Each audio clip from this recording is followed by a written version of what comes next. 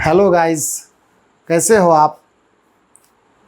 इससे पिछले लेक्चर में हमने आपको इस चैप्टर यानी वर्क पावर एंड एनर्जी, कार्य शक्ति और ऊर्जा का एक तरह से इंट्रोडक्शन लिया था। मतलब परिचय जिसको बोलते हैं कि कार्य को समझते हैं, कार्य के लिए जिन जिन भौतिक राशियों की आवश्यकता होती है उसकी भी जानकारी थोड़ी बहुत हमने दी थी। अगर आपको याद होगा, अगर आपने लेक्चर को सही तरीके से देखा होगा तो हमने इस तरह का एक डायग्राम बनाया था। एक तरह एम मास का एक कोई ब्लॉक यानी कोई वस्तु लिया था। लकड़ी का टुकड़ा भी आप ले सकते हैं, कुछ भी पत्थर का टुकड़ा ले लीजिए, उससे कोई प्रॉब्लम नहीं है।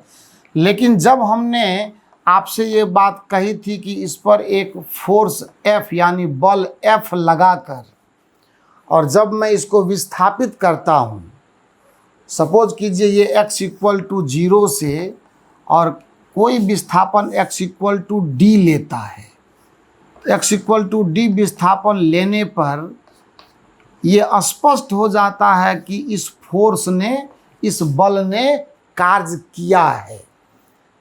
कार्य का मतलब ये होता है बल के द्वारा वस्तु में लाया गया विस्थापन। पर उसमें एक बात और हम आपको सिखाए थे कि वह जो विस्थापन होता है वो बल की दिशा में होनी चाहिए। अगर बल की दिशा में वो विस्थापन नहीं है, हमने आपको बताया था ना कि अगर कोई वस्तु वृत्ताकार पथ पर गति कर रही है तो विस्थापन भी है, बल भी है। लेकिन अगर हमसे कोई पूछेगा कि कितना होगा वर्क डन, किया गया कार्य इस बल के द्वारा, तो हम सीधा बोलते हैं इस बल के द्वारा किया गया कार्य जो वो क्या होगा, शून्य के बराबर होगा। इसका पूरा मैथमेटिक्स भी हम आपको बताए थे। तो ये तो पिछले क्लास का इंट्रोडक्शन था, इसकी चर्चा पिछले क्लास का थोड़ा रिव्यू भी हमने कर दिया। तो इतना कुछ जानने के बाद हम लोगों ने ये समझा इसको थोड़ा और अगर जनरलाइज करें, ये तो बिल्कुल थोड़ा स्पेशल केस है, थोड़ा अंदर जा कर के देखते हैं। और वो क्या है, एक दूसरे फिगर से मैं आपको प्रयास करता हूँ समझाने का कि अगर सपोज कीजिए कि यही बल अब सीधा ना लग करके अगर किसी कोण पर लगाया जाता है, विस्थापन की दिशा के साथ अगर मैं थीटा कोण इस पर लगा दूं, तो आपको तब भी हमने चर्चा किया था कि ये जो है ना, ये फोर्स और यानी बल और विस्थापन के बीच का जो डॉट प्रोडक्ट होता है, अदिश गुणन होता है इसके बीच का, यही हमें क्या देता है, कार्य का वैल्यू देता है। आपको मैंने मॉडुलस साइन के विषय में भी जानकारी दी थी, ये FD cos थीटा बोल के। लेफ्ट साइड में आप देखें कि cos थीटा के सारे वो स्टैंडर्ड वैल्यू वो भी हमने आपको करवा दिया था। और मॉडुलस साइन की थोड़ी बहुत जानकारी हमने दी थी। अगर आप लोगों में से किसी को समझने में थोड़ी परेशानी आई होगी मॉडुलस साइन का मान, तो पहले तो आप ऐसा समझ लीजिए कि मॉडुलस साइन ऐसे लिखा जाता है। इसकी आवश्यकता आगे फिजिक्स में बहुत जगह पर पड़ेगी, इसीलिए आपको मैं अभी सिखा देता हूँ।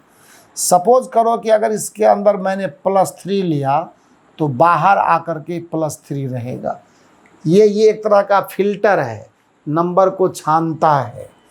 अगर इसके अंदर में -3 आप लेंगे तो भी बाहर आकर +3 ही होता है।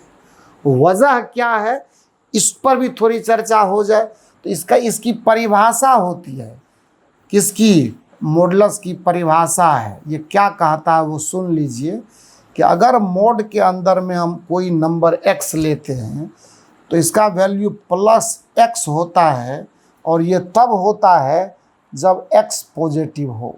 शून्य से बड़ा का मतलब पॉजिटिव होता है, ये बात जानते हैं ना।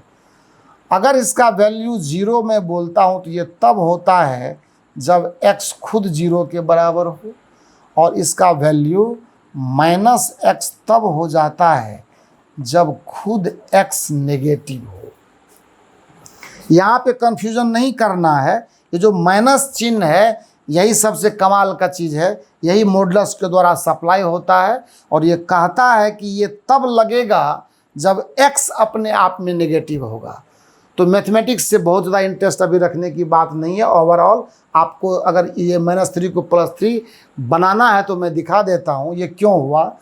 आपने क्या देखा कि मॉडुलस के अंदर में ये ऋणात्मक संख्या है तो एक साइन प्लस ये माइनस साइन लग जाएगा प्रॉपर्टी ऑफ मॉडुलस से, उसकी विशेषता के आधार पर, और तब आप -3 रख दीजिए, क्या हो गया, ये +3 बन गया। तो ये सब बहुत चर्चा का चीज़ नहीं है, लेकिन अब जिस चैप्टर में हम लोग घुसे हैं तो थोड़ा थोड़ा इन चीज़ों का नॉलेज हमारे पास होना चाहिए। अब मैं आज जो आपको विशेष तौर पर सिखा रहा हूँ कार्य की, तो ये बात आपने देख ली। अगर कार्य का वैल्यू अधिकतम लेना है तो cos थीटा को अधिकतम होना पड़ेगा। ये तब होगा जब थीटा 0 डिग्री पर होगा, यानी बल और विस्थापन, ये देख रहे हैं ना स्थिति, यही है मैक्सिमम वर्क डन का, यही है मैक्सिमम वर्क डन का सिचुएशन कि डिस्प्लेसमेंट यानी विस्थापन और बल दोनों एक ही दिशा में है ताकि थीटा का मान 0 डिग्री है, तो ये वर्क डन मैक्सिमम देगा।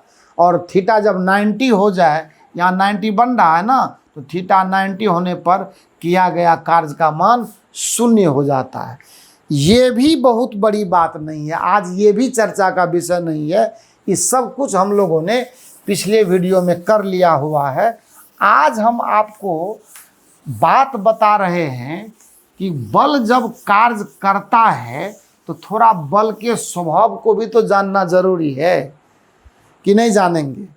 तो बल के स्वभाव को जानते हैं कि बल होता कितने तरह का है और किस प्रकार के वर्क डन को, किस प्रकार के बल को अभी हम लोग 9th क्लास के सिलेबस में यूज़ करेंगे और किस में हम इंटरेस्ट नहीं लेंगे। देखा जाए बल की जहाँ तक बात है तो बल जो है ये जानकारी के तौर पर 2 प्रकार का है, जिसको हम लोग बल कहते हैं। अभी वर्क डन के पॉइंट ऑफ व्यू से, क्रिया माने कार्य की गणना करने के पॉइंट ऑफ व्यू से फोर्स 2 प्रकार का हम लोग मेंशन करते हैं। पहला एक होता है कांस्टेंट फोर्स, इसको क्या बोलते हैं, कांस्टेंट फोर्स, या आप ये समझ लीजिए कि इसको नियत बल कहा जाता है।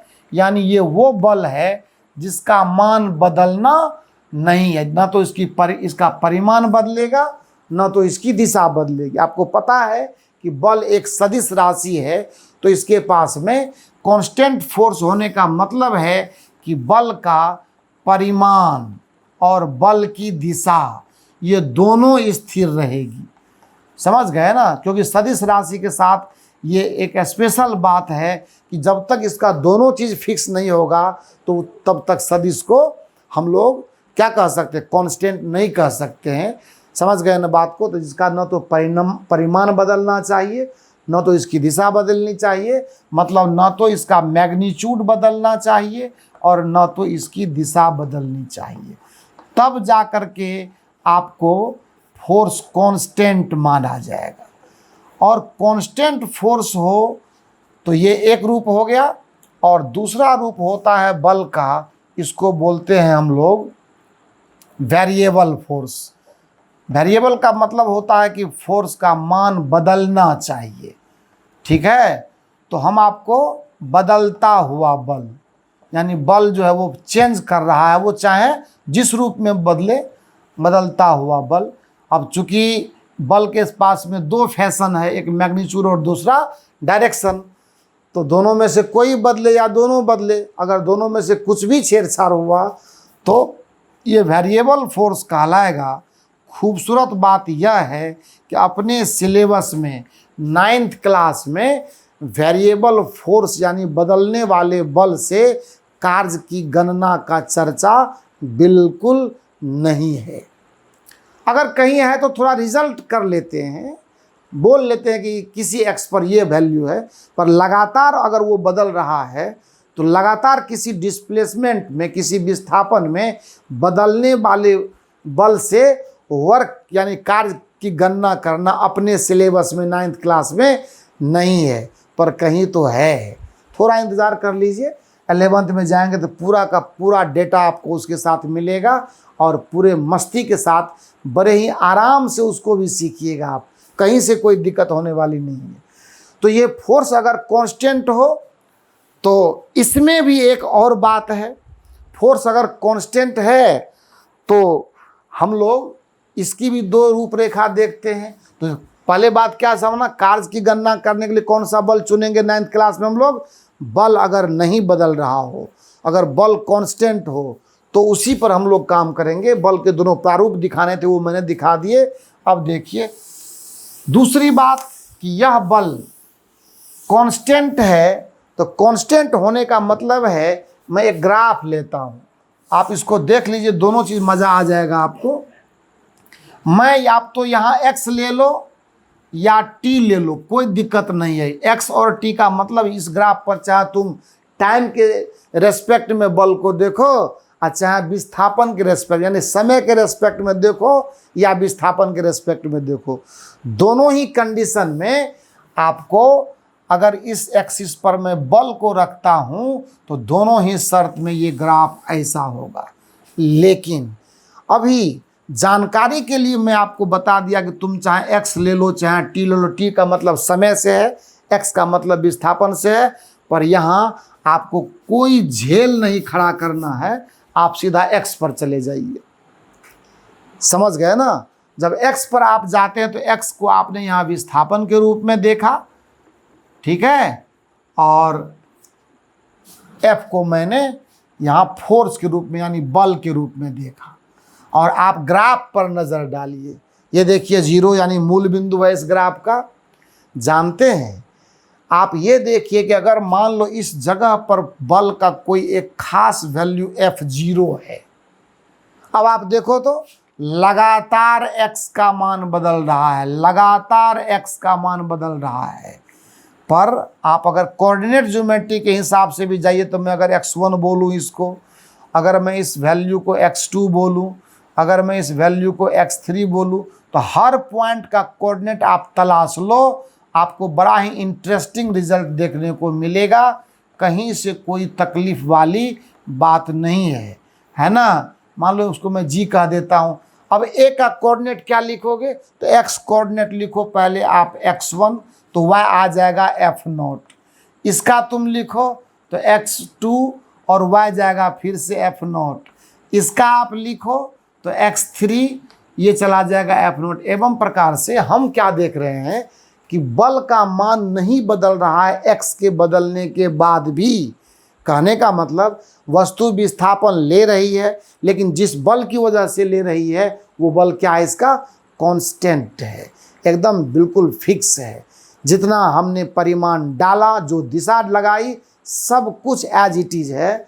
तो एक अच्छी बात यह है कि कभी अगर x इक्वल टू मान लो किसी x0 विस्थापन पर आपके पास बल और विस्थापन का ग्राफ दिया हुआ हो, जानते हैं कार्य की गणना करना कितना आसान है, एकदम इजी।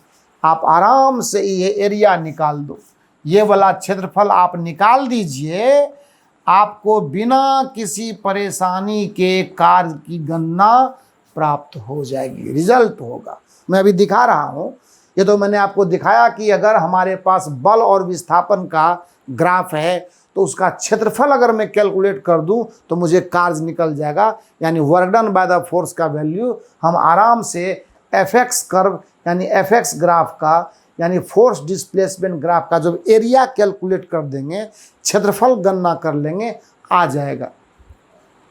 समझ गए ना बात को? और ये हर तरह के कंडीशन में होता है, तो आप जहाँ हैं वहाँ की बात करते हैं जो हमें आसानी से समझ में आ जाए। हम आपको दो तरह का सवाल बना करके भी दिखाते हैं। एक काइनेमेटिकल सवाल लेता हूँ, यानी गति यानी मोशन चैप्टर से लेता हूँ। उस मोशन चैप्टर में मैं आपको अब तक के पढ़े हुए सारे कॉन्सेप्ट का रिवीजन दे रहा हूँ। थोड़ा गौर से देखना है, मैं इसको मिटाता हूँ। आप पॉज करके चाहो तो उतार सकते हो, कहीं से कोई परेशानी नहीं आएगी।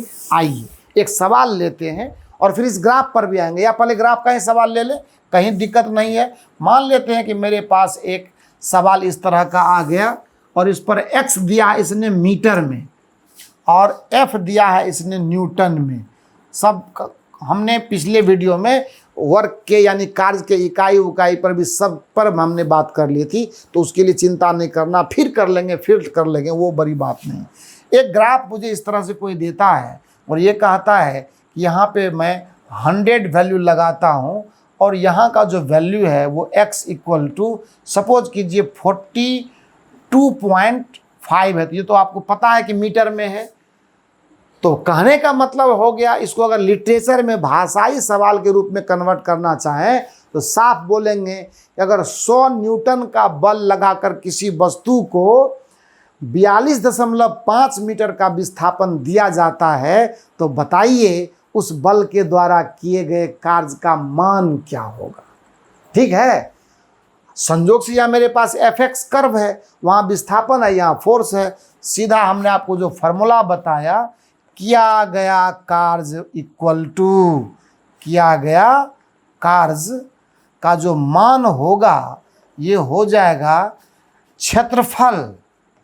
किसका लाना है आपको, ये आयताकार दिख रहा होगा तो चतुर्भुज टाइप का बना दीजिए, OABC कर दीजिए, OABC इक्वल टू, आपको तो ये आयताकार दिखता है तो लंबाई गुना चौड़ाई है भाई साहब 42.5 मीटर और इंटू 100 न्यूटन, खेल खत्म।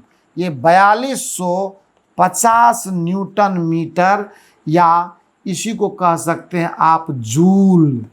आपको लिखाए भी थे हिंदी में, आप चाहो तो जूल, कहीं कोई दिक्कत नहीं है। ये है, बिल्कुल आसान है। fx कर्व का एरिया निकाल दीजिए और आप आराम से वर्क डन कैलकुलेट कर लीजिए, कहीं कोई दिक्कत नहीं। ये तो बात हो गई। अब चलते हैं एक दूसरे सवाल पर जो बिल्कुल मतलब बिल्कुल रूट पॉइंट से उठा रहा हूँ और आप थोड़ा ध्यान दे करके समझना इस सवाल को, और मैं तुरंत हर चीज़ें बता रहा हूँ। इसको सवाल लिखता हूँ, ये सारे आपको प्रैक्टिस करने के लिए है। फिजिक्स में न्यूमेरिकल नहीं बनाएंगे, फिजिक्स आपके कंट्रोल में बिल्कुल नहीं रहेगा। ये मैं बहुत दिनों से आपको, जब से मैं वीडियो लेक्चर आपको दे रहा हूँ, जब से मैंने मोशन चैप्टर स्टार्ट किया हुआ है, तब से मैंने ये बात आपको बताई है।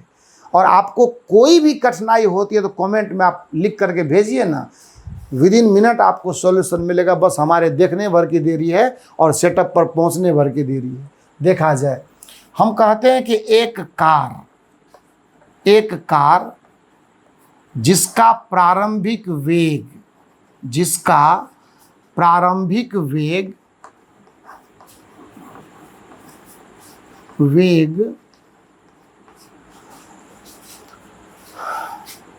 10 मीटर प्रति सेकेंड है को 200 या 400 मीटर तक चलने पर पाया गया कि इसका वेग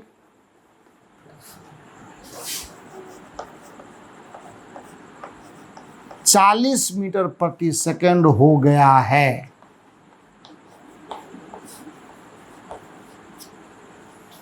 अगर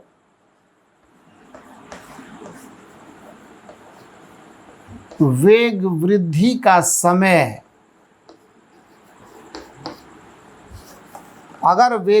का समय 20 सेकंड हो तो अब देखते चलिए डिमांड क्या सब लेते हैं, ज्ञात करें। पहला डिमांड हम लेते हैं एक में त्वरण का मान कितना है। दूसरा डिमांड लेते हैं बल बराबर क्या होगा। तीसरा लेते हैं कार्य का वैल्यू कितना होगा। ठीक है ना, 3 को डिमांड लेते तुरंत हो जाएगा। एक और ध्यान देना है कि मास हमने लिया हुआ है 2000 kg। कार का जो द्रव्यमान है वो मैंने कितना लिया हुआ है 2000 kg। अब आप देखें तो इसमें देखें तो इनिशियल वेलोसिटी प्रारंभिक वेग यहाँ है कि नहीं है। मैं एक डायग्राम कर लेता हूँ आपके लिए ताकि चीज़ें आसानी से समझ में आ जाए। सपोज कीजिए ये कार है ना। इस कार का जो प्रारंभिक वेग है वो हमने u के रूप में लिया हुआ है। जो है वहाँ पर देख लीजिए, एकदम सवाल को तसल्ली से पढ़ो, डेटा नोट करने में, यानी सवाल में जो राशि का मान दिया हुआ उसको ज्ञात करने में, समझने में कोई परेशानी नहीं हो, पहले वो सही से, तो पहले सवाल को पढ़ते हैं। एक कार जिसका प्रारंभिक वेग 10 मीटर पर सेकंड है को 400 मीटर तक चलने पर, अब ये चला कितना है 400 मीटर, तो कार आ गया सपोज कीजिए यहाँ आ गई है आपकी कार, और यहाँ आने के बाद आप ये जो दूरी तय करे हैं यहाँ से लेकर के ये x बराबर आपको, या d भी लोग लिखते हैं, कोई दिक्कत नहीं, ये यहाँ तक आप आ गए, ठीक है।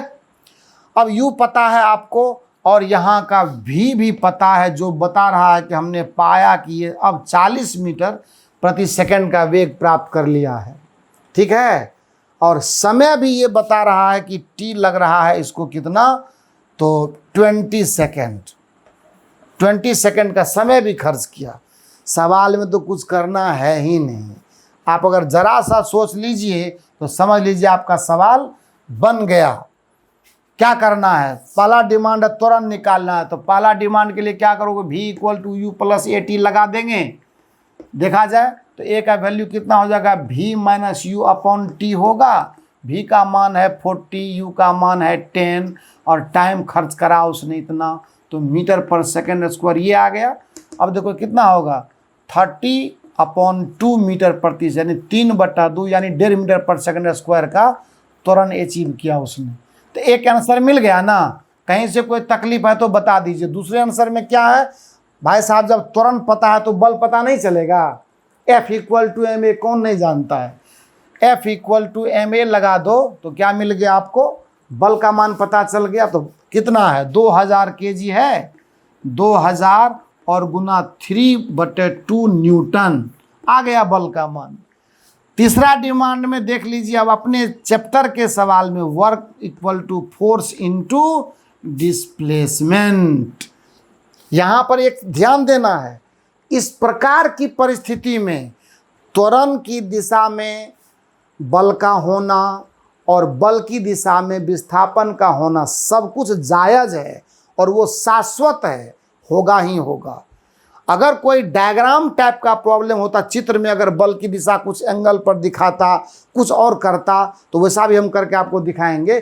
पर इस सवाल में जो भी भाषा आधारित सवाल है और खास करके काइनेमेटिक्स से जुड़ा हुआ है, उसमें आपको कोई दिमाग लगाने की जरूरत नहीं है। ये थीटा ऑलरेडी 0 डिग्री है, बल विस्थापन दोनों एक ही दिशा में है, तो कुछ नहीं है। आप देखो 2000 गुना 3/2 और गुना डिस्प्लेसमेंट है आपको 400 मीटर, देखिए है कि नहीं है, बस हो गया जूल में।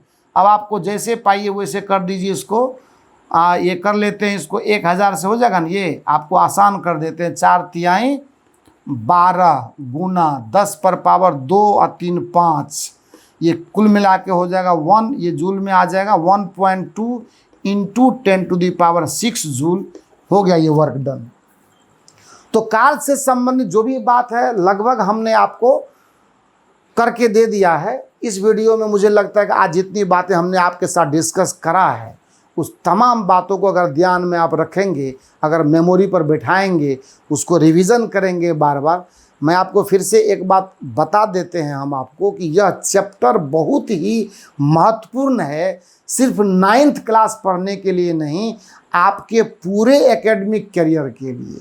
मैं आपको बार बार ये कहूँगा कि हर वीडियो में लगभग मेरी जुबान से ये बात निकल ही आएगी कि आपको इस चैप्टर को बहुत तवज्जो देना है और खुशमिजाज होकर के पढ़ना है। समझ गए ना, जितनी आप मेहनत करेंगे उतना बेहतर परफॉर्मेंस आपका होगा। 9th क्लास 10th क्लास की कौन सी बड़ी बात है, आप अपने करियर में बहुत अच्छे इंसान और बहुत बड़े प्रोफाइल में जा सकते हैं।